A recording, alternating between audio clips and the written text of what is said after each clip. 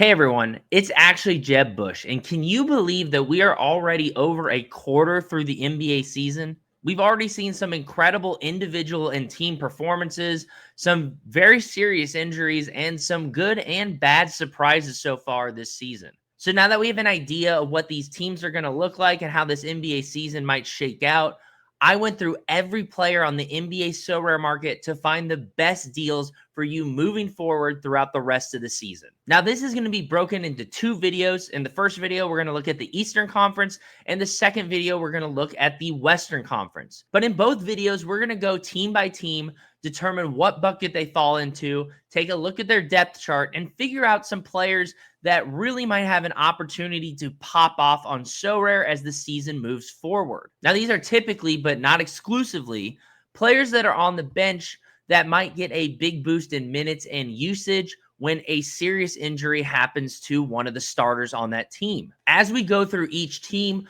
we will categorize them as one of the three scenarios. They're either a win down team, a team that's on the fence, or a team that is in full tank mode. Now, before we get started, as always, if you can make sure that you're subscribed to the channel and that you've smashed the like button on this video, that would be greatly appreciated. Also, if you don't have an NBA SoRare account and want to join in on the fun, make sure to check out my affiliate link below in the description to get started. And with all that out of the way, let's dive into the Eastern Conference. Now, the first group of teams that we're going to talk about, I have labeled as the win now teams. These are teams that are locked in and focused on winning a championship ring, not developing their young players or their rookies. As a result, there are fewer viable options available because even if a star player on one of these teams gets injured, there is enough depth there that a lot of their minutes and usage gets spread out as opposed to going to one player coming off the bench who might start in their place. Now, the first win now team out of the Eastern Conference should be no surprise,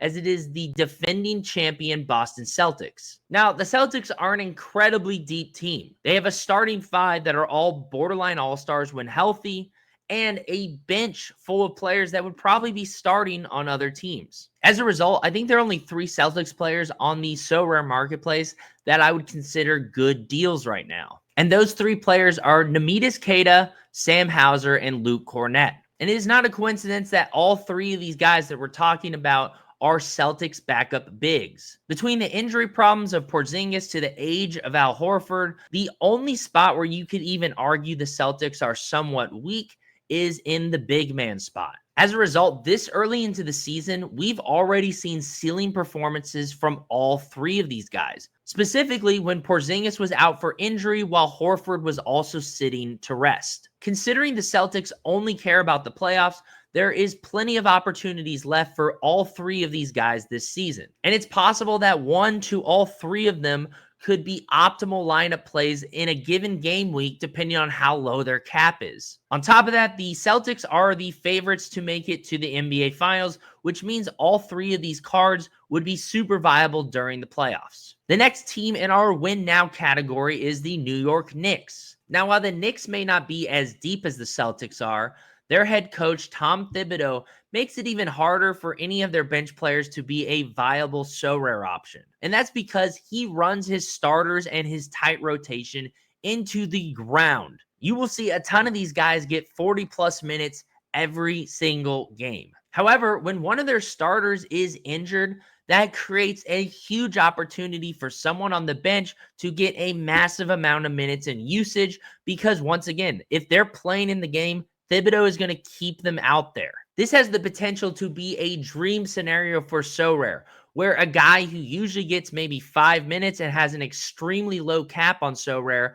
suddenly gets 30 minutes guaranteed because he's in the starting lineup. However, like we said, Thibodeau still keeps the rotation pretty tight, so I really only think there are 3 viable options here, and that is Miles McBride, Precious Achiuwa, and Mitchell Robinson. Outside of Karl Anthony Towns, the Knicks are pretty undersized, so having either or both of these big guys in your collection would be a really solid move for the rest of the season. There will be plenty of opportunity for both of these guys to have monster usage games. As for Miles McBride, very early in the season, we got a pretty incredible ceiling game from him, and I think those opportunities will present themselves, although maybe rare, when a player such as Brunson or Hart or one of the guards is injured and won't be playing. Now, the next win now team that we're going to talk about is the Cleveland Cavaliers, and they have probably the most viable options on their roster. Similar to the Celtics, the starting lineup for the Cleveland Cavaliers is jam-packed with all-star level talent. However, unlike the Celtics, the pecking order of their bench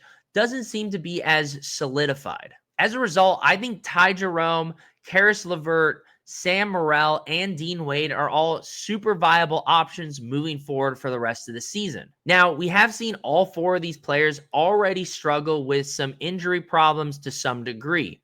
So I would say before you go out and purchase any of them, at least check to make sure that they're on track to come back from their injuries. But over the past year or two, we've seen Karis LeVert, Sam Morrell, and Dean Wade all have incredible ceiling game performances. And this season, we've already seen a ceiling game or two from Ty Jerome. Now, so far, it's been as simple as the players that are able to stay healthy have been given the most opportunity. However, as the season progresses, we'll definitely see the Cavs rotations get a little more tighter and solidified. And I think paying attention to that situation could give you a really solid edge moving forward in SoRare. Now, the next team that's trying to win it all right now is the Indiana Pacers. The Pacers are a team that can go from looking like a well-polished offensive juggernaut to an absolute dumpster fire. And as a result, I'm having a really hard time putting my faith into any players further down their depth chart. However, the two players that I do want to highlight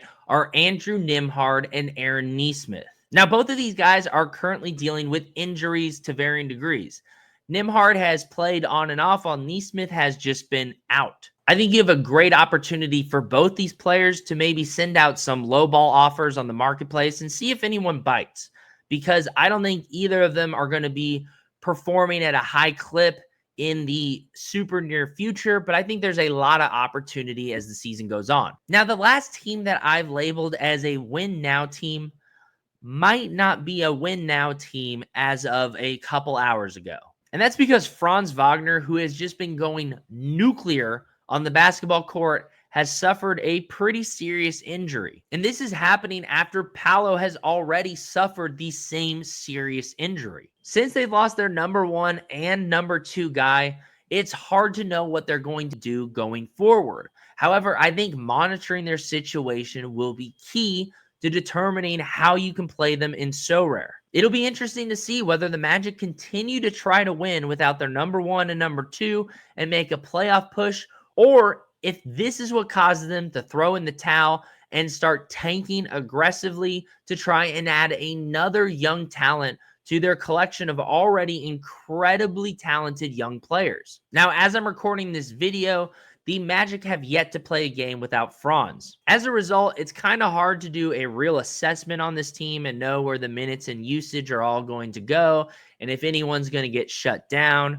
etc., etc. However, I do think watching the Magic situation closely should provide you a solid edge in SoRare. All right, so now that we've discussed all the win now teams, the next category of teams that I want to talk about in the Eastern Conference are the on-the-fence teams. Now, we highlighted 6 win-now teams. However, 8 teams make the playoffs, and if you include the playing games, that's 10 teams that get to compete. So as of right now, we still don't know if these on-the-fence teams are going to try and make a playoff run or decide to tank and try and get the best draft pick possible. And the first team on the list that fits this criteria is the Chicago Bulls. Now, going into the season, I think a lot of people, including myself, thought the Bulls would be tanking hard. They got rid of DeMar DeRozan, they traded Caruso for Giddey, and it was no secret that they were also trying to get rid of Levine and Vujovic.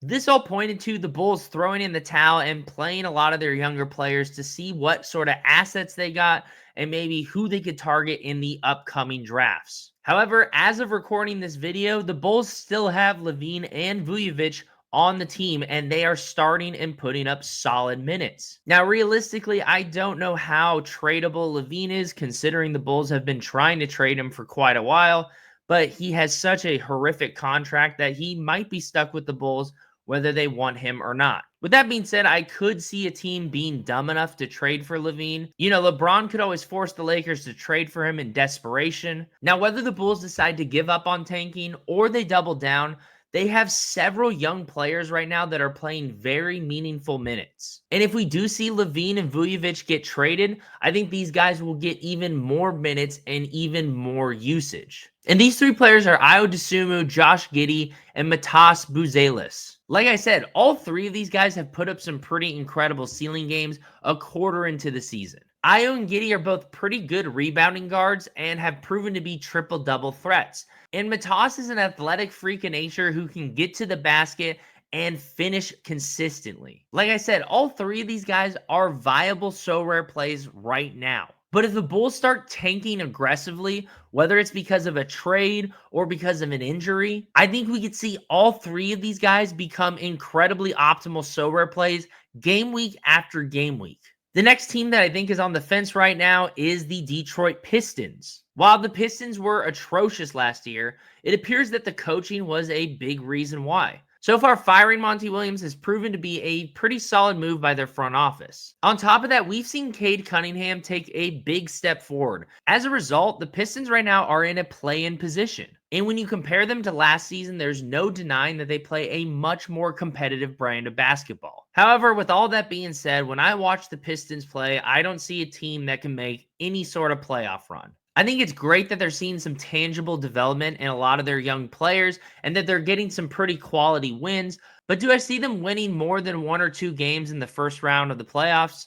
Probably not. Now, I think all these on the fence teams are affected by each other. For example, if the Bulls start tanking, there's a higher chance that Detroit is going to try and make it to the playoffs. So just like we did with the Bulls, we're going to look at 3 players on the Pistons that I think will get ample opportunities, whether the team really tries to win or goes full tank mode. And those 3 players that I want to highlight are Ausar Thompson, Tobias Harris, and Ron Holland II. Now, Ausar Thompson was recently medically cleared to return to the NBA. So I think it'll be a bit of a slow ramp up, but I think we can expect him to return to the minutes and usage he was getting last season. Obviously, this is assuming that he's able to remain healthy and no more health complications arise. Now, personally, I think Tobias Harris is the Pistons' secret tanking weapon. We know this upcoming draft is going to be a big deal, and a lot of teams really want to capture the flag. Leading up to the season, we saw a bit of a tanking arms race. The Nets, who already had Ben Simmons, signed Killian Hayes. The Pistons signed Tobias Harris for way too much money, and the Washington Wizards paid Jonas Valanciunas to sit on the bench. While Tobias Harris is already putting up some pretty solid stats on a bad Pistons team, I think if they go full tank mode, his fantasy numbers get even better. Tobias Harris is elite when it comes to playing losing basketball. So I would make sure that you have a Tobias Harris in your SoRare collection ASAP. And then the final player I mentioned was Ron Holland II, who is the rookie that they drafted with their lottery pick this season. Going into the draft, he was described as someone with explosive, incredible, raw athleticism that needed to be developed. So if the Pistons start tanking, expect Ron Holland II to get a lot more run as they try to see what they got. Do I think Ron Holland is going to end up being a quality player in the NBA? I don't know, but I do think he'll put up some very solid fantasy numbers if the Pistons start tanking. The next team that appears to be on the fence right now is the Atlanta Hawks. Now, the Atlanta Hawks have been a strange basketball team for the last couple of seasons, and so far they have followed that pattern to a T. They are the only team in the NBA who has beaten the Cleveland Cavaliers twice, but they are also the only team in the NBA who has lost to the Washington Wizards twice. So I think it is very possible that there is no team that is more on the fence than the Atlanta Hawks right now. It's pretty clear that they have a lot of young and very talented players on their roster. However, it appears that getting to the Eastern Conference Finals in 2021 almost has been more of a curse than a blessing, as the Atlanta Hawks seem to be chasing that dragon ever since. Year after year, trying to build a team around Trae Young that will recreate that magical run they had. For multiple seasons now, we've heard whispers and rumors about Trae Young and Clint Capella getting traded off, but nothing tangible has ever happened. So if you went into the future right now, observed the NBA trade deadline, and then came back to me and told me that the Hawks traded for a big name or traded their big names, neither scenario would surprise me at this point. So while we wait to see where this Hawks season will take us, I think there are really only two players on their roster that, aren't starters that I trust right now. And those two players are Bogdan Bogdanovic and Aneka Okongwu. Now, if you follow this channel at all, you know that I've been a huge Okongwu guy since day one, whether it was on NBA Top Shot, Underdog Best Ball, or SoRare. And I'll reiterate what I've said before. I think Okongwu has an elite level of athleticism and can be a real difference maker on both sides of the court. And whenever he's been given more minutes and usage, I think he's delivered more often than not. Unfortunately, Clint Capella remains the starter. And every year on this channel, I say this is the year that the Hawks trade Clint Capella and move Okongwu into the starting lineup so he can develop to be a solid starting center. But I'm assuming the reason that Clint Capella is still on this Hawks team is because Trae Young loves throwing up lobs to him. But even if Clint Capella doesn't get traded this season for some reason, he is still getting older and he continues to get injured and miss more games every single season. So I do think there is a real path forward for Okongwu, whether the Hawks decide to tank or not. If they insist on keeping Capella and starting him, Okongwu will still get opportunities to start and get an increase in minutes and usage. And if the Hawks decide to finally trade Capella this year,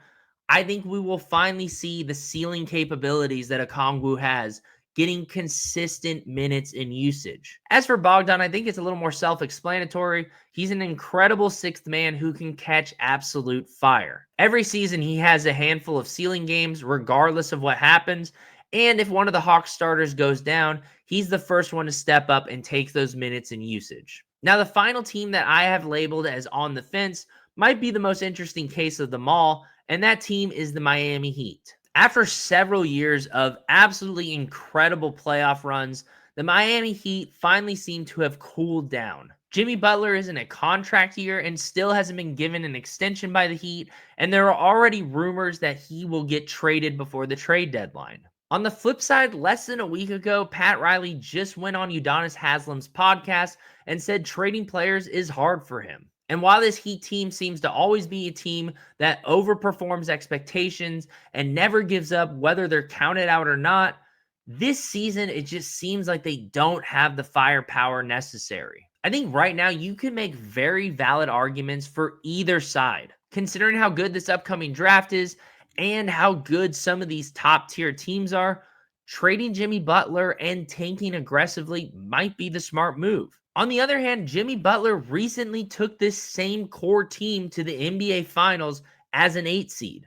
So maybe they're right where they want to be. With that being said, I think regardless of which way the Heat go, they will need to work on developing a lot of their younger players. If the Heat want to win, some of these younger players are going to have to step up and fill in those holes that Max Strus and Gabe Vincent left. And if the Heat trade away Jimmy and start to tank, a lot of these young players are going to get a lot of run, a lot of minutes, a lot of usage. Eric Spoelstra and the Heat organization have proven that they are great at developing young talent. So with all that being said, when I look at the Miami Heat depth chart, there are 5 guys that stand out as really interesting picks. And those 5 players are Terry Rozier, Jaime Jaquez Jr., Hayward Highsmith, Nikola Jovic, and Khalil Ware. Now, starting off with Rozier, he's a player who in the past has put up great stats on a bad team. And if the Heat want a real chance at winning, they need him to perform much better than he has. There's also been rumors already that he might be on the trading block. So I think there are multiple outs here where Rozier is just a really solid pickup on the SoRare marketplace.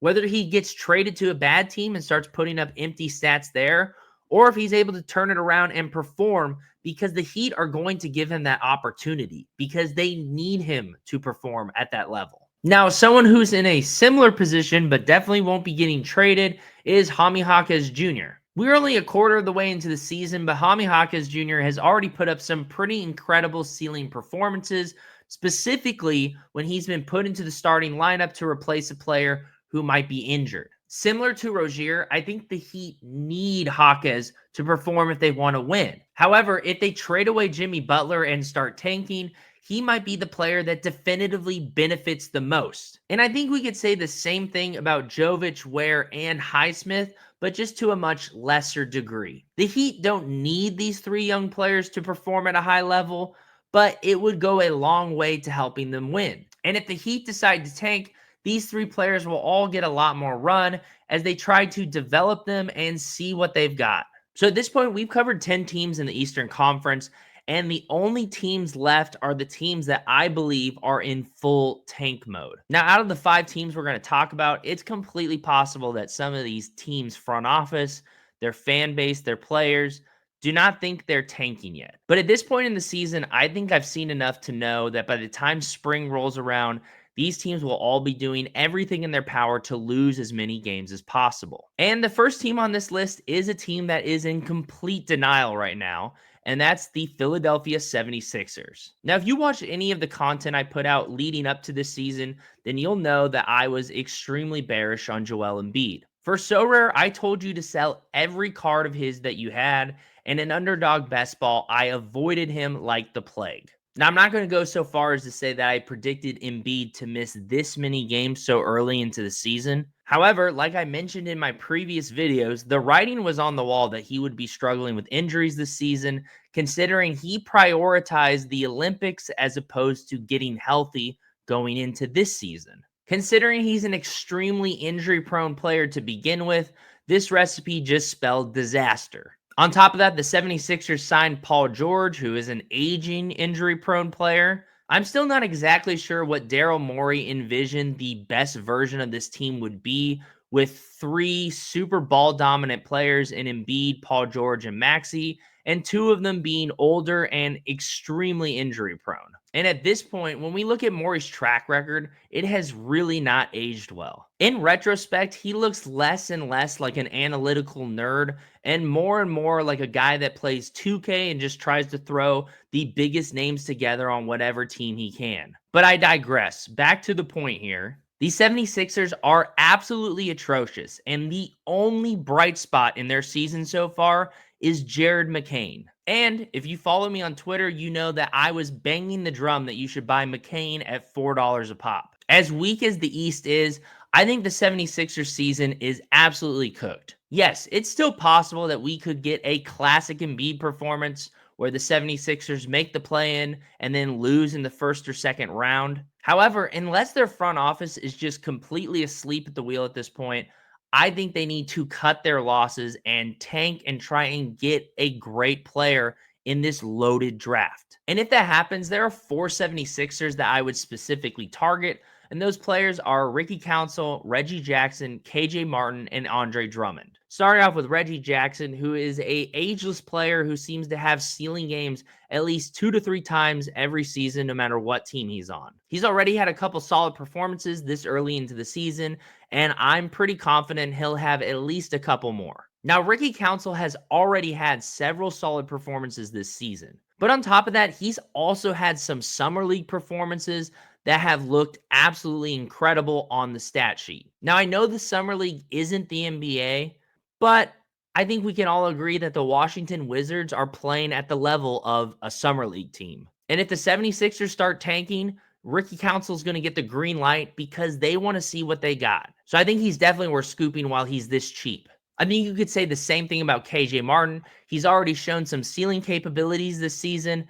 And if the 76ers really decide to start tanking, they're going to want him to run as much as possible. And then finally, Andre Drummond, who might be the most intriguing guy here. If the 76ers start tanking, I'm assuming they're going to be shutting down Embiid. And if that's the case, Andre Drummond is going to play as many minutes as he can as long as he's healthy. Now, the next team on my list is a team that's actually overperforming. Because during the offseason, a lot of people were questioning if they could even reach 10 wins. And that team, of course, is the New Jersey Nets. Now, like I said, the New Jersey Nets have been doing much better than a lot of people thought they would. And I think those people would include the front office of the New Jersey Nets. But as a result, we're hearing a lot of people talk about different players on the New Jersey Nets that they could trade in order to get worse. And I think it's very possible that Cam Johnson, Dorian Finney-Smith, Dennis Schroeder, and maybe Ben Simmons are all gone before the trade deadline. And if that happens, that has opened the floodgates of minutes and usage to everyone that is stuck on the Nets bench as they try to lose as much as possible. Assuming the Nets do make these trades, I actually think it's possible that you could take all the remaining players left, put their names in a hat, pull one out, and they would be a great SoRare play. But with that being said, I'm most intrigued by Keon Johnson, Day'Ron Sharpe, Trenton Watford, Shake Milton, and Zaire Williamson. Now, I don't think we need to take a deep dive into each of these players and why they might be an optimal play late into the season, considering what we just talked about concerning the Nets. So I'll just say I think it's worth watching the SoRare marketplace for every player on the Nets roster that isn't in the starting lineup. And if you really want to get fancy, start looking at the players on other teams that might get traded for Dennis Schroeder, Dorian Finney-Smith, Ben Simmons, or Cam Johnson. For example, a lot of people are saying that the Warriors might try to make a move. So maybe Andrew Wiggins or Moses Moody suddenly get a massive usage and minutes increase because they're now on the Nets. The next team that I think will inevitably be tanking is the Charlotte Hornets. Now, even though the Charlotte Hornets look good and LaMelo is playing well and is staying healthy, they're still 7-17 right now. On top of that, I'm still not sold that LaMelo can stay healthy for an entire season. As a result, the three players from the Hornets that I'm most interested in are Tre Mann, Mark Williams, and Nick Richards. Now, the reason that I want Tre Mann is simple. Before he was injured, he was putting up incredible numbers and having a breakout season. As a result, I think monitoring his injury and watching his marketplace price is a very solid move as the season goes on, because if he comes back healthy, he will almost certainly be a very optimal play. As for Nick Richards and Mark Williams, they are the two most viable big men on the Hornets roster. The Hornets are pretty notorious for being terrible at defense against other bigs. Anytime a player like Jokic or Giannis or Vujovic or Wemby are playing the Hornets, I'm always interested in playing those bigs in my SoRare lineup. And a big reason why is because the Hornets are desperate for big bodies. And Grant Williams is already out for the season with an injury. As long as Mark Williams and Nick Richards can stay healthy, which is a big if considering they both came back from an injury and have a pretty extensive injury history, I think there's ample opportunity for both of them to have ceiling games, especially as we near the end of the season. On top of that, because both of them are a bit injury prone, there's a very good chance that one of them gets a boost in minutes and usage because the other one is out. So instead of trying to predict who gets injured or try to predict who's the starter for the majority of the games, I'm just making sure I have both in my collection. Next, we have a team that I think was already in the process of tanking, but because of recent events, I think it's very obvious now. And that team is the Toronto Raptors. The Raptors roster has a lot of young and exciting talent on it. And I think a handful of those players will really end up delivering throughout the rest of the SoRare season. Now, some of those obvious names are RJ Barrett, Jakob Poeltl, and Emmanuel Quickley if he can come back healthy. But in this video, we're not trying to highlight the obvious picks. So the three guys that I do want to talk about are Grady Dick, Ochai Agbaji, and Jonathan Mogbo. Now, out of those three, obviously Grady Dick is the one with by far the most name recognition, and for good reason. Even though it's very early into his career, Dick has proven that he has some incredible scoring ability. At the end of last season and already at the beginning of this season, Dick has put up some quality ceiling performances. And with Quickley still injured, that is a lot of minutes and usage that will greatly benefit him. Now, Jonathan Mogbo was the second round pick for the Raptors this season and already has proven to be a very quality pick. He's definitely a little rough around the edges and needs some development work, but has some pretty solid raw talent. And I think if the Raptors really do go all in on tanking here, they're going to prioritize trying to develop him.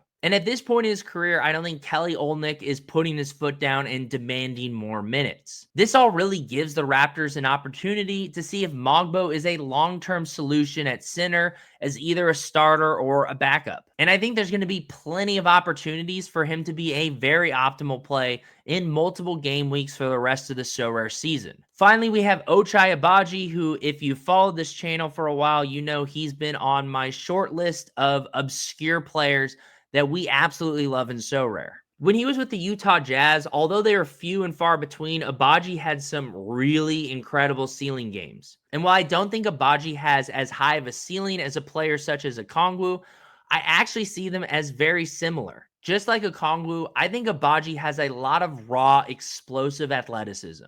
And he uses that athleticism to put up fantasy points on both sides of the court. Not only does he get blocks, steals, and dunks regularly, but he also is a pretty decent three-point shooter. Once again, it might be my personal bias as opposed to me being a little more objective like I usually am, but I think Agbaji has tremendous upside for the rest of the SoRare season relative to his price and his cap. And finally, let's talk about the team that might have to change their mascot to a tank, and that team is the Washington Wizards. Like I said before, the Washington Wizards might be closer to an NBA Summer League team as opposed to an NBA team. And it's possible that Adam Silver might send them down to the G League after the trade deadline. However, despite the Wizards being just absolutely horrendous, they have a lot of young and talented players that are already getting massive amounts of minutes and usage. And considering how bad they are, I think it's very possible that the Wizards don't only trade Jonas Valanciunas, but possibly Kyle Kuzma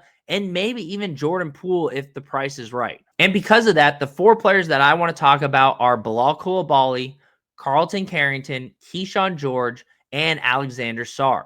Now, it's safe to say that these four guys are a little more obvious picks than most of the players we've talked about in this video. And like I said, that's because from day one, the Wizards knew that they were tanking. They had no problem starting some of their young players and sticking the rest of them in their rotation. And I think it's safe to say that the minutes and usage from whoever the Wizards trade at the trade deadline will go directly to these young players. So yeah, these guys are a little more obvious buys than most of the players we talked about, but I think it's important that you don't sleep on them because they will only become more valuable and more optimal as the season goes on. And with that, we've gone through the entire Eastern Conference. If you made it this far, thank you so much for watching, and let me know in the comments below, are there any players that I missed? Are there any players that I completely whiffed on? Let me know who you're watching on the marketplace and who you think everyone is sleeping on. If you found this video helpful at all, make sure to smash that like button, subscribe to the channel,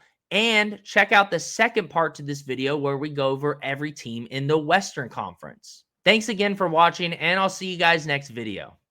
Please clap.